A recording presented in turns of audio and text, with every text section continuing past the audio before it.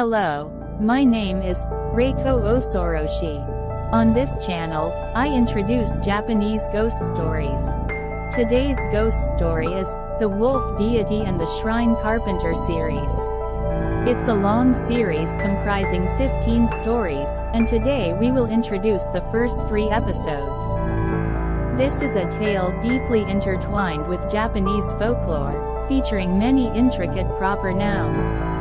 If you come across unfamiliar words, feel free to comment, and I will provide explanations in the comment section.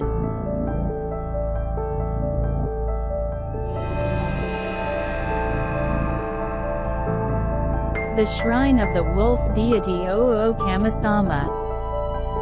Story from the time when I was an apprentice carpenter.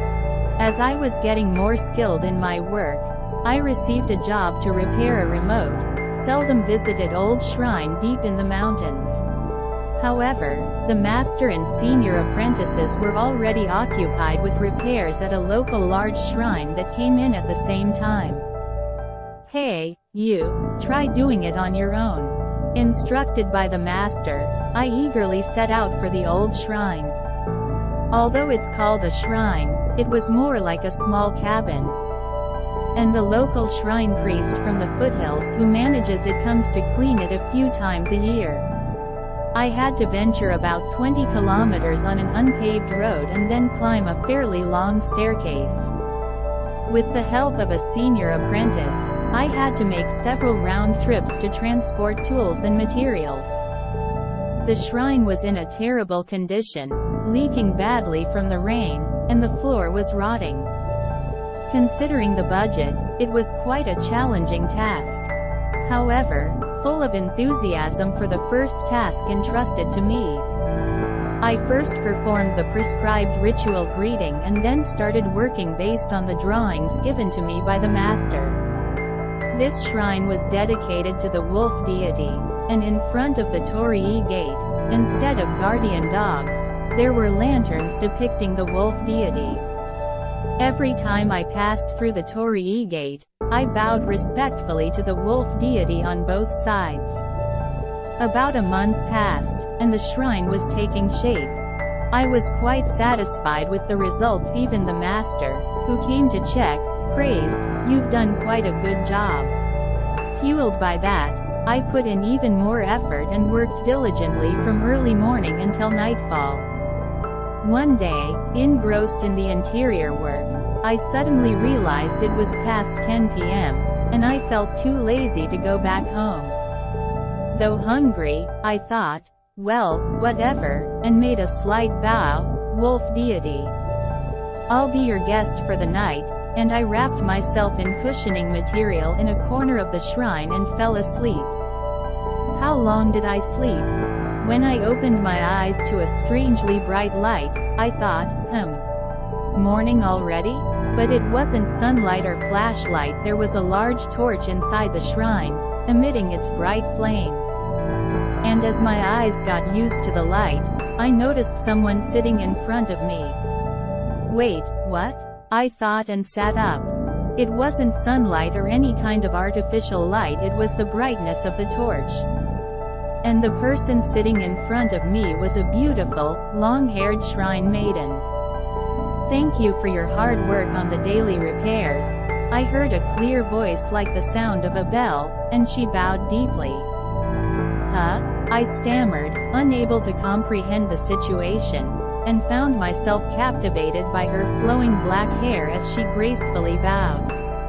"I have been instructed by our deity to take care of you, as you stay overnight in the shrine. We have prepared some modest food and sake for you," she said as she placed a tray of food and sake in front of me.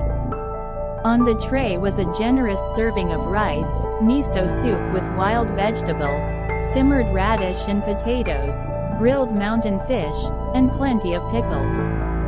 Also placed there were a sake decanter and cups.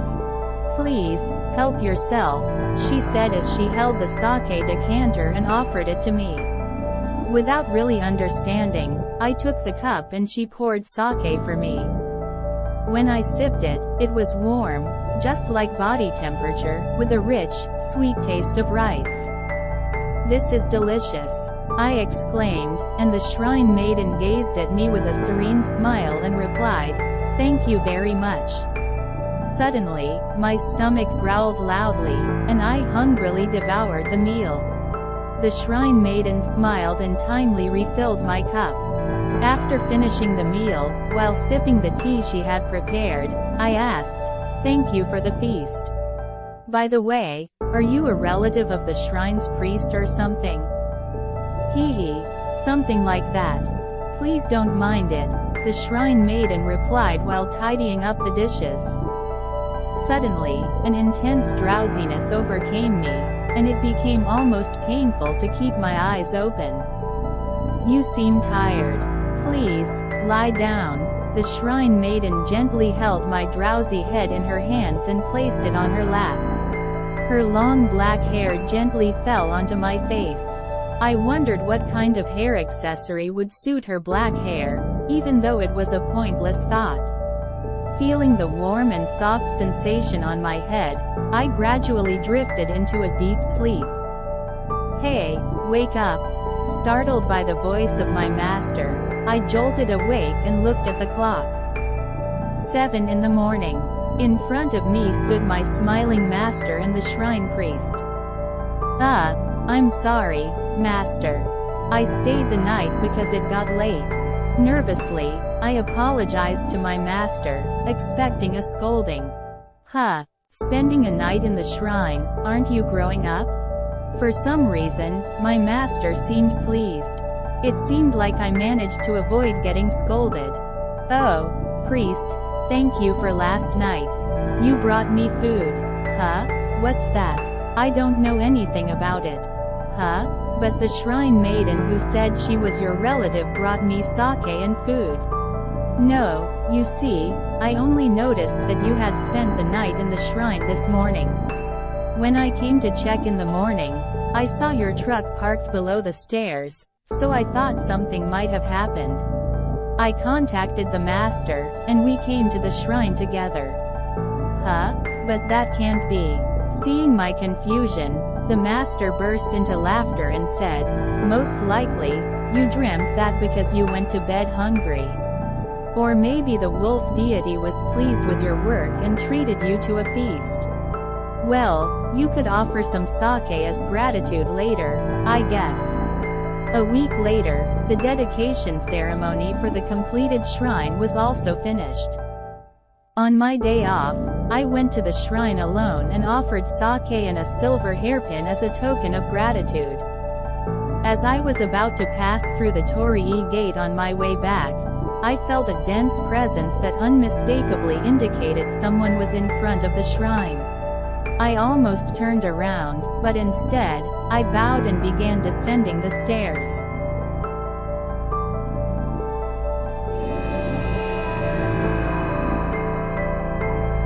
The Fox Shrine. This is a story from the time when I graduated from being an apprentice shrine carpenter and became a head disciple. About 3 years had passed since the repairs of the Wolf Deity's shrine, and I had finally started to be entrusted with jobs as a full-fledged shrine carpenter. One day, the priest from a shrine in the neighboring city appeared. He requested us to undertake the repairs of a shrine deep in the mountains under his management. I was assigned this task by my master, and I went for a survey with my junior disciple. This shrine was also quite deep in the mountains, about a 30-minute journey into the back mountains of the requesting shrine. The shrine was dedicated to the Inari deity, and of course, it was a place of worship for the fox deity. The state of the shrine was quite terrible, and as the priest had not been able to come for cleaning for the past year, it was terribly dirty. It took a whole day just to clean it initially. After that, we spent about a week planning the repairs, drawing up blueprints, having discussions with the priest, and then we loaded tools and materials onto a 4-ton truck and set off with my junior disciple for the job. As we were performing the usual commencement ritual, the sky, which had been clear until then, suddenly clouded over, and heavy rain started pouring down. The priest and I hurriedly took refuge inside the shrine, and the initial prayers were interrupted. At that moment, my junior disciple said that he had seen a fox with a large tail before entering the shrine. I half-jokingly responded, maybe the fox deity, who was waiting for the repairs, came to check on us. However, for some reason, the priest's face turned pale, and he trembled with fear. I asked, "Is something wrong?" And he replied, "Nothing. I'm just feeling a bit unwell." After the rain stopped, the priest hastily finished his prayers and left in a hurry. My junior disciple and I continued with the work. For about a week, the repairs progressed peacefully. We had mostly finished stripping the damaged areas, and since they were worse off than expected, I decided to spend a day on site to reconstruct the repair plan. I left my junior disciple to tidy up alone. However, by 5 o'clock, the junior disciple, whom I had instructed to return to the office, had not come back. Since it wasn't a time when mobile phones were common like now, I couldn't contact him. Since he didn't return until 6 o'clock, I reluctantly decided to go to the shrine myself. By the time I reached the shrine as it was getting dark, his truck was still parked there. I climbed the stairs, bowed to the fox deity as usual, and then passed through the torii gate and started walking. Then, something bumped into my back. ? When I turned around, there was nothing there. Looking at the ground, I noticed a small stone that had probably hit my back. Casually picking it up, I realized it wasn't a stone, it was the head of a snake. Whoa! Startled, I dropped it and looked around again, but there was still no one there. Suddenly filled with unease, I ran towards the shrine. As soon as I opened the shrine's door, something swiftly brushed past me. Instinctively, I turned around and tried to catch it in my hands. I felt the sensation of grabbing onto long fur, but it slipped through and I missed it. However, I couldn't clearly see its form. Looking at my palm, I saw a few strands of golden long fur held there. Inside the shrine, my junior disciple had collapsed. I quickly picked him up and called out to him, but he didn't regain consciousness. I carried him and rushed to the main shrine where the priest was located. I explained the situation to the priest, and he arranged for an ambulance and called my master.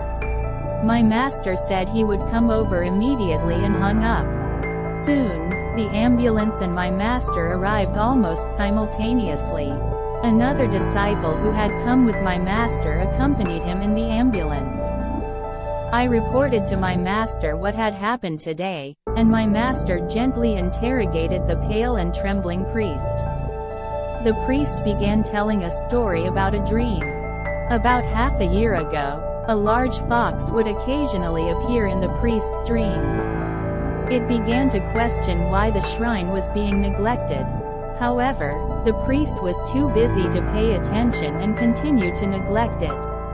Then, about a month ago, a fox with a terrifying appearance appeared in his dream and declared that it could no longer wait and would start haunting. After that, it no longer appeared in his dreams.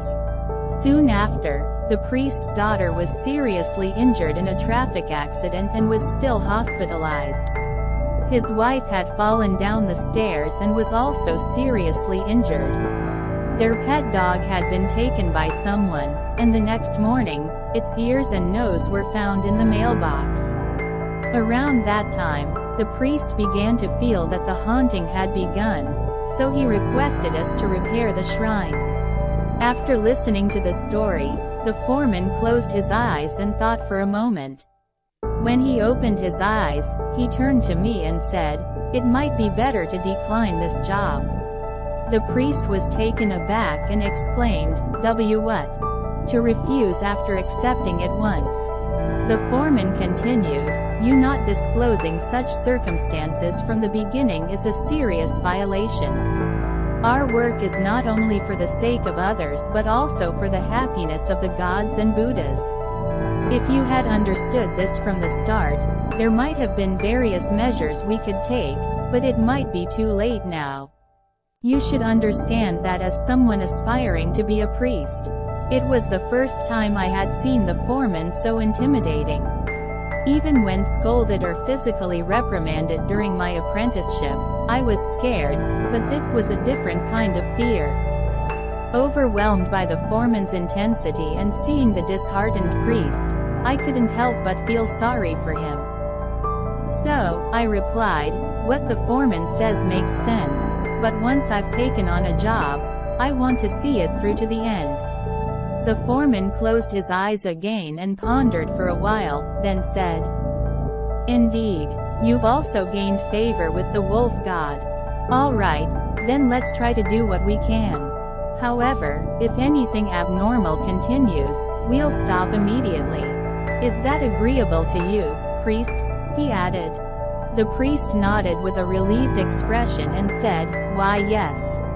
I was surprised that the foreman still remembered the incident with the wolf god.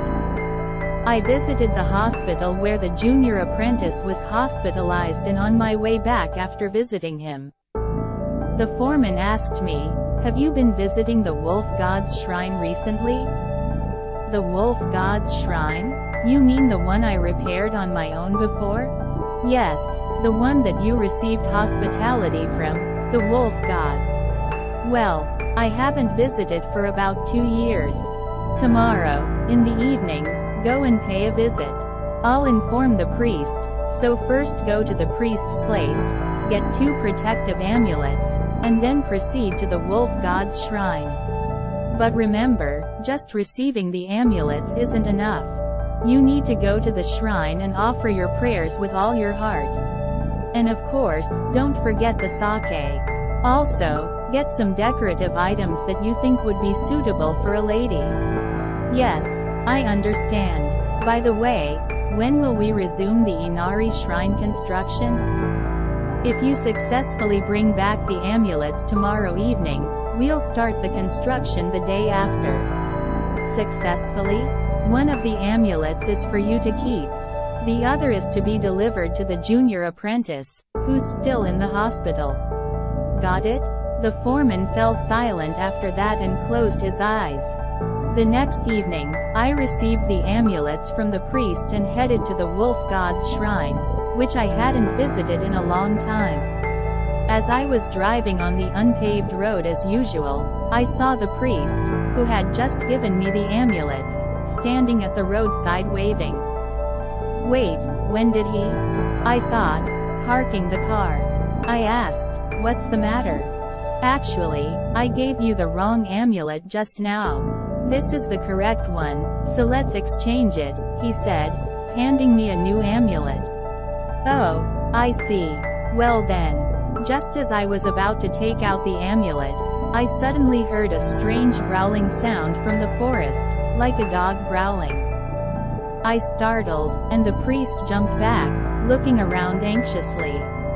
His face seemed oddly off. While his face appeared normal when looking straight ahead, his nose and mouth looked oddly pointed when he turned his head sideways. Suddenly, I realized something, and I yelled at the priest, "I'll come back to the shrine office later," and quickly accelerated the car. "Wait, with that amulet, the wolf won't protect you." This voice confirmed my suspicions. There's no way the priest, who addressed me with respect and courtesy, would casually call the wolf god, the wolf. I drove as fast as I could and managed to reach the stairs leading to the shrine. After parking the car, I sprinted up the stairs. Strangely, my steps felt heavy, and no matter how many steps I climbed, the top wasn't in sight. I stopped and remembered the priest's advice when he gave me the amulets. I took a deep breath as instructed and closed my eyes, shouting loudly, "Wolf God, please help me." In response to my shout, or perhaps just coincidentally, I heard a distant howl, almost like tinnitus, overlapping with my voice. I gently opened my eyes and saw the top of the stairs. After reaching the top, I bowed to the familiar lantern of the wolf god, then passed through the torii gate. Surprisingly, my previously heavy legs felt incredibly light. As I approached the shrine, I placed the 2 amulets in front of it and performed the prayer just as the priest had taught me. Then, on my way back, as I passed through the torii gate, I noticed something shining right underneath it.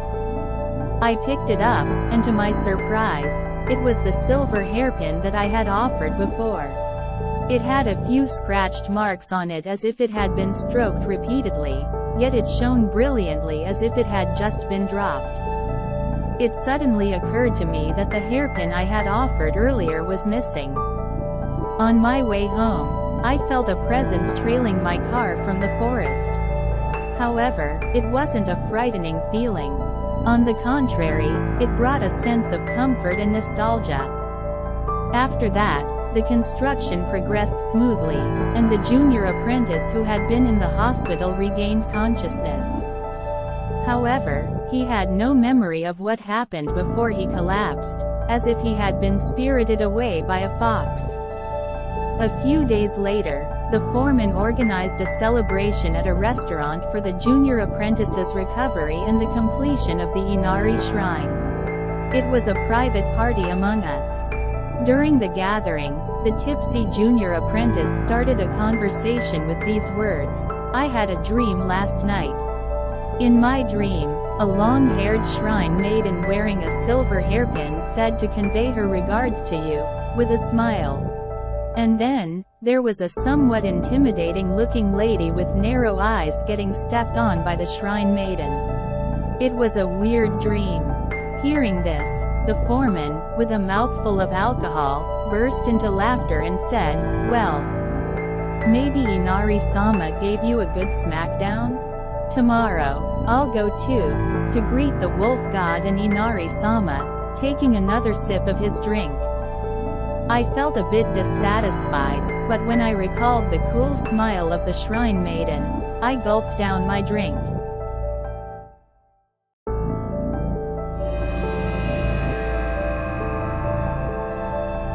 The Inner Sanctuary of the Snake God. This is a story from late autumn, about 3 years after the Inari Shrine incident. Training as a shrine carpenter is tough, and not many make it all the way to becoming skilled craftsmen.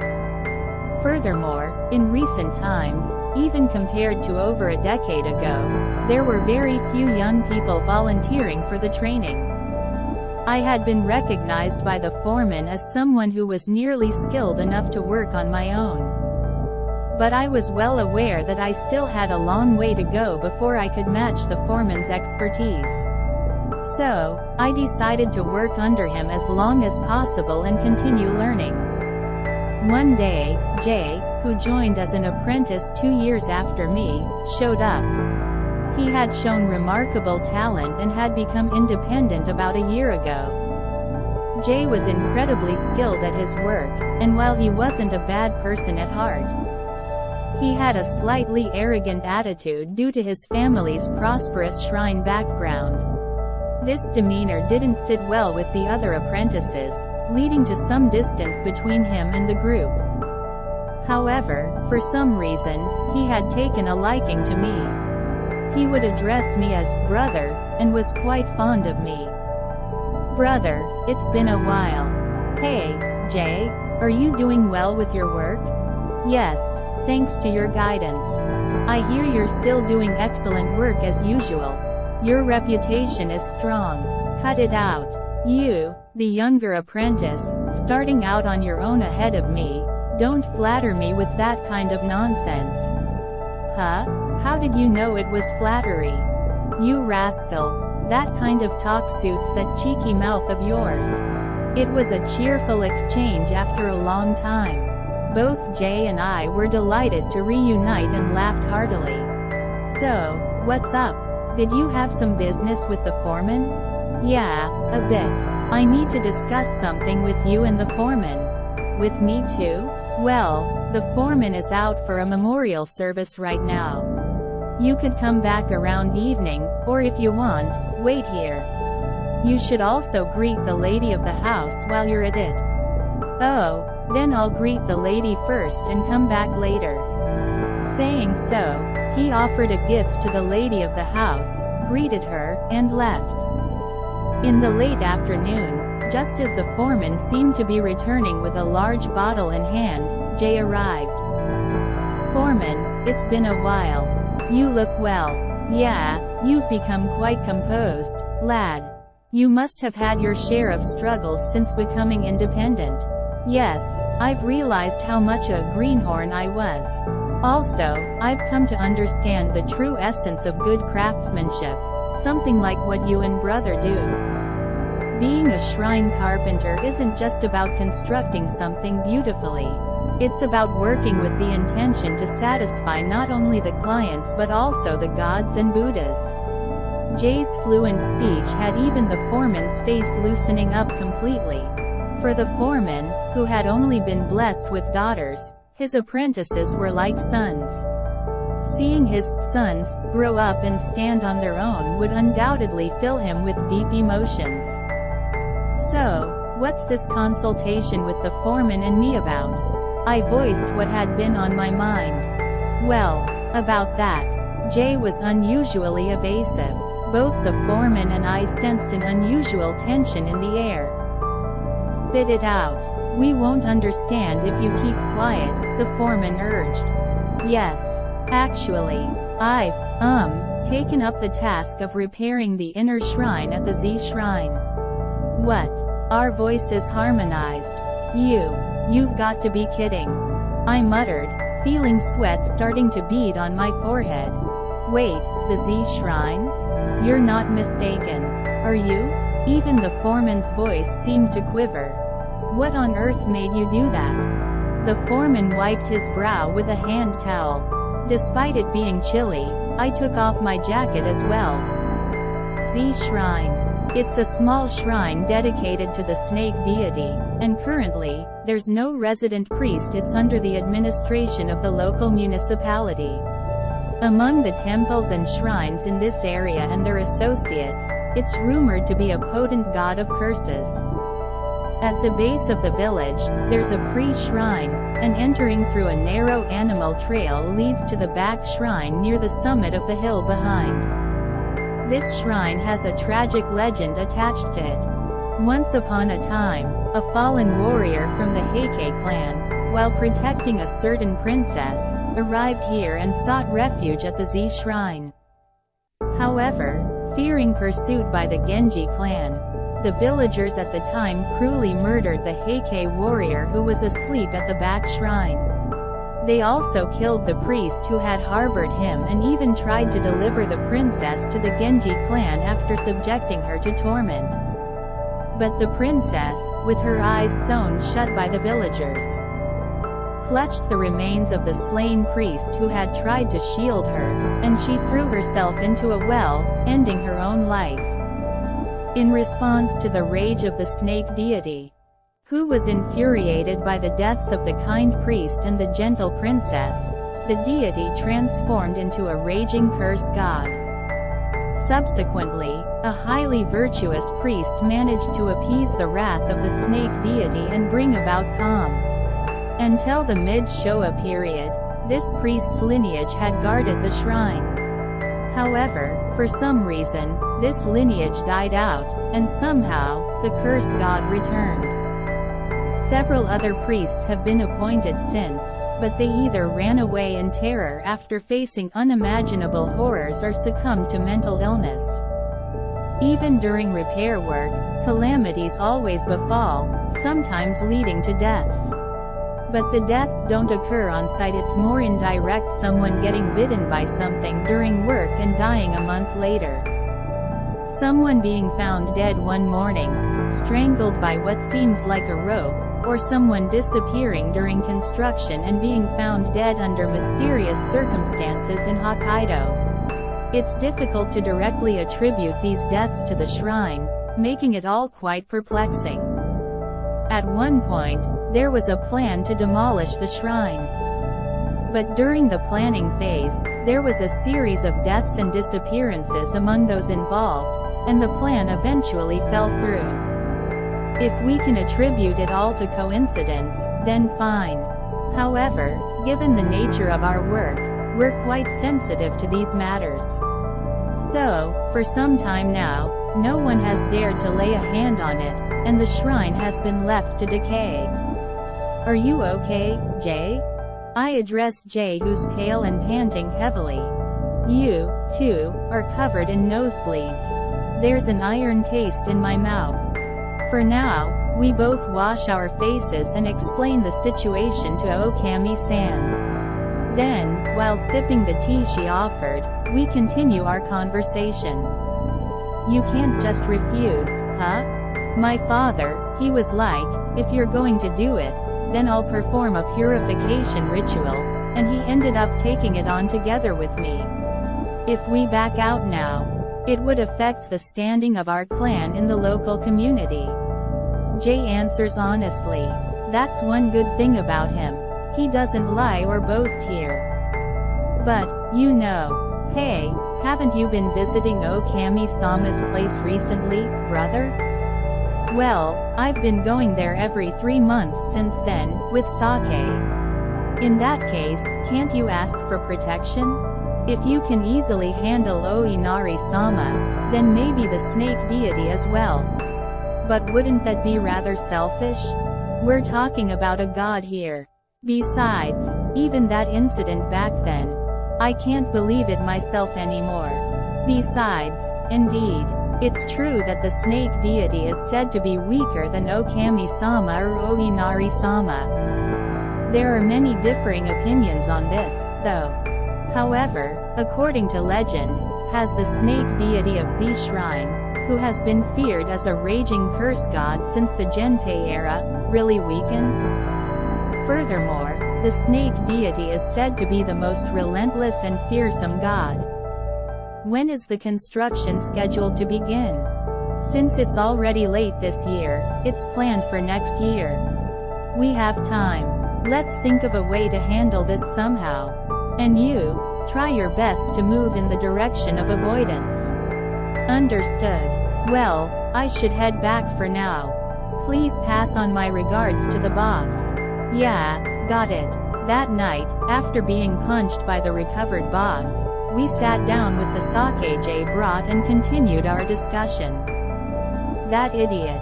I thought he was finally starting to talk sensibly. I was the idiot, truly. Well, they say the ones who are lacking tend to be endearing. Ha, there's a limit to everything. To think he could be such an idiot. Boss, speaking of which, you were asked to look after the O-Kami-sama shrine, right? Yeah, your work is already good, so it's not a big deal, but it's been nearly 7 years now. That's naturally my job, right? Of course. Not only the shrine priest but even O-Kami-sama would probably specifically request you. Is it okay to start going from tomorrow? Oh, sure, no problem. Hey, are you plotting something? For 2 to 3 days, I'm thinking of staying at the shrine.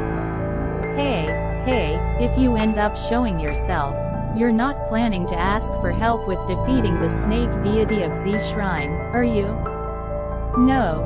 Well, if by any chance I do encounter something, I was thinking of asking what the curse god of Z Shrine is like. Phew, the boss lets out a sigh. The scruffy man in work attire appearing in such a place during daytime was probably an unusual sight. The store clerk who recognized me approached. We haven't seen you in a while. What are you looking for today? Oh, thank you. I'm looking for a nice hairpin. Last time you got a silver hairpin, right? Your wife or girlfriend must have beautiful hair. I couldn't really say it was for a shrine maiden serving a god. Well, you know. How about these? They showed me an expensive-looking 24-karat gold hairpin. However, it's said that gods and their attendants prefer silver over gold or platinum. Plus, gold craftsmanship would likely be mismatched with that beautiful black hair, I thought. No, I prefer a silver hairpin this time, and if possible, with an old-fashioned design. Well, lately, not many people prefer old designs, so we don't have many in stock. I see. We actually have an antique section in our main store. There, you might find genuinely old items, but what?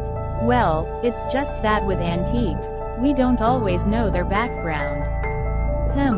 Well, I don't think that's something to worry about. Anyway, I'll go and take a look. Sure, I'll let our staff there know about you. The location is. It turned out the place was on the way to the O-O-kamisama shrine from the shrine that managed the O-O-kamisama's shrine. Since I wanted to ask the shrine priest about a few things anyway, it was perfect. I drove there. First, I greeted the shrine priest and explained the situation. What? Z shrine? As expected, the priest was also left speechless, even somewhat frightened.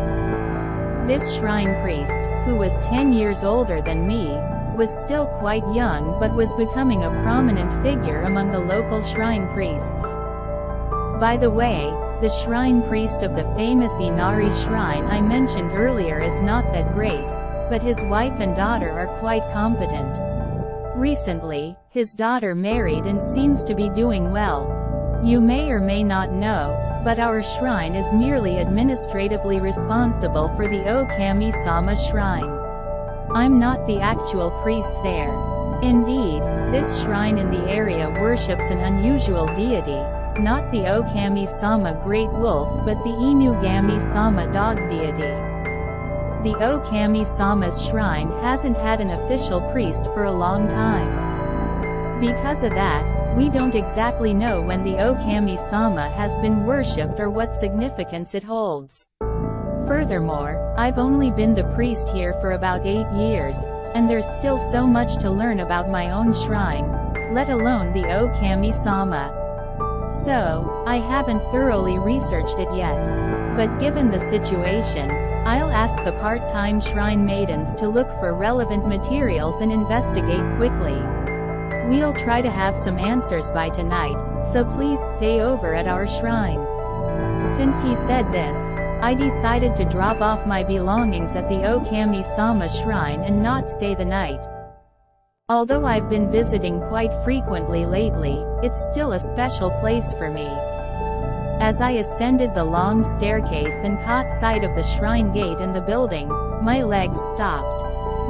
In front of the shrine, a gigantic white dog was sitting, looking in my direction. However, it wasn't quite like any ordinary dog I've seen. That was, unmistakably, a wolf? O-O-kamisama? I couldn't move. The fiercely composed face and the cool eyes staring at me. Oh! I spotted it and involuntarily exclaimed. A silver hairpin shone in the erect left ear. The wolf stood up and let out a clear howl, woo-woo, before running towards the back of the shrine. I crumbled on the spot, unable to stand, for what felt like an eternity. After what seemed like quite some time, I finally managed to stand up, secured the brought sake, and offered a prayer. Looking at the time, it was already 4 in the evening. I had left the priest's place before noon, yet the sun had started to set. Staggering, I returned to my car and headed back to the shrine. The priest had already gathered as much information as possible. According to it, the O-O-kamisama shrine seems to have a lineage tracing back to the I's Grand Shrine, which is dedicated to Amaterasu Omikami. In other words, there's a high possibility that it's closely related to Amaterasu, and its origin is ancient. It's likely one of the oldest shrines in this area. The priest explained, if this is true, then the O-O-kamisama shrine might be superior to Z Shrine's snake deity in every aspect. Moreover, with such a high-ranking deity, it's safe to say the Inari-sama probably found itself in an extremely surprising and unexpected situation. And I bet it was quite taken aback. I couldn't help but burst into laughter and then told the priest about Jay's dream. The priest chuckled. Even Inari-sama isn't exactly of a low rank. If someone can stand on top of her and smile, that would definitely be a very high-ranking deity. I also mentioned the white wolf I saw at the shrine earlier. It could potentially be just an oversized mountain dog or something, but if it appeared in the worldly realm, it likely wants to convey something. Perhaps it's a good idea for you to stay overnight at the shrine starting tomorrow. I nodded and made up my mind. Then, I retired to the room prepared for me and went to sleep.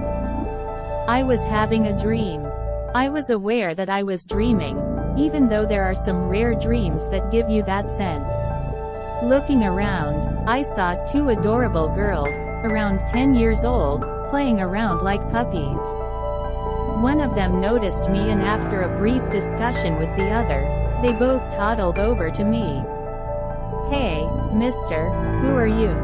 Upon closer inspection, I noticed that both of them had the same face. Could they be twins? I wondered, as I responded, "I'm not, mister, I'm your big brother."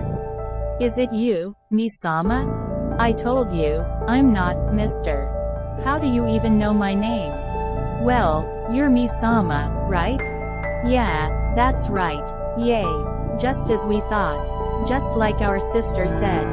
"Yeah. Okay. Seriously, you too. In that case, see you later." "Hey, wait a minute. Bye." "Hey, wait," I shouted, standing up in bed. The clock read 6 a.m. What was that dream all about? Despite the strangely good wake-up, I left my bed. While having breakfast, I told the priest about my dream. The priest listened without a flinch, holding a bowl of miso soup, then began to speak. As I mentioned yesterday, our shrine is dedicated to the dog deity, but its original form is that of twin supernatural beings. The twin girls you saw in your dream are probably the deities of this shrine. And the Nami older sister they mentioned is likely the wolf deity of our shrine, and perhaps Izanami no Makoto as well. Wait, so does that mean the slope of Yomi Hira? Well, the details of these kami from the Kojiki ancient Japanese chronicles era are not entirely clear yet. But Izanami no Makoto is a creator deity responsible for giving birth to all things, and she's also a deity of combat. The story of Yomi Hira slope might have just focused on a part of her. But if it's Izanami no Makoto, then it might not be connected to Ai's Grand Shrine but rather Izumo Grand Shrine. I see. Well, that makes sense. Peef. Both the priest and I burst into laughter simultaneously. Ha ha ha. Ha ha ha. Well, you do enjoy this, don't you, priest? I was quite famous for my interest in the occult back in college. You've certainly got quite an intricate background to your explanations. Ha ha ha. After a good laugh, the priest suddenly turned serious. But, the story of the deities in this shrine is real. So, you don't have to believe it, but I think it might be good to follow the actions suggested by your dream last night. Yes, I understand. Well then, I'll proceed with the maintenance of O-Kamisama's shrine. Thank you very much. On my way, I stopped by the main store of the accessory shop and was shown the antique exhibit. There were various enigmatic ornaments, swords, and armors displayed. As I gazed at them for a while, I suddenly remembered the dream. An earring, huh? Well, earrings wouldn't be appropriate. As I was contemplating this, I noticed something faintly shining among the decorations. Looking over, I saw two dull silver magatama beads. When I picked them up, they were surprisingly light. They were made of pure silver, but the inside seemed to be hollow, although there were no visible seams where they were joined. There were holes in the ends where I could thread a silver ring with a simple touch, creating stylish ear ornaments. It was a bit pricey, but not wanting to haggle over an auspicious item, I purchased it at the asking price and headed to O-O-kamisama's shrine. The shrine had been well maintained by the priest, and there wasn't much to do in terms of maintenance. I just did a basic check to ensure that the panels were fitting well and that nothing was coming loose. After giving it a thorough cleaning, I laid out a silver mat and sleeping bag in the shrine, had a simple meal. And since it was past 9 p.m., I mused aloud, well, let's see if demons or snakes appear. I muttered these somewhat irreverent words as I clutched the box containing the earring and wrapped myself in the sleeping bag, turning off the flashlight. But in the end, nothing happened, and I faced the morning. Still clutching the box.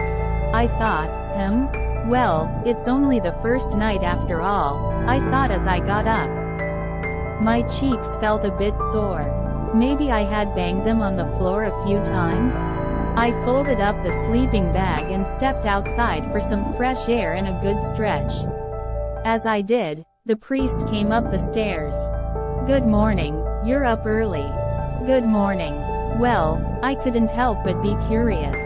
Whoa, what's with your cheeks? Huh?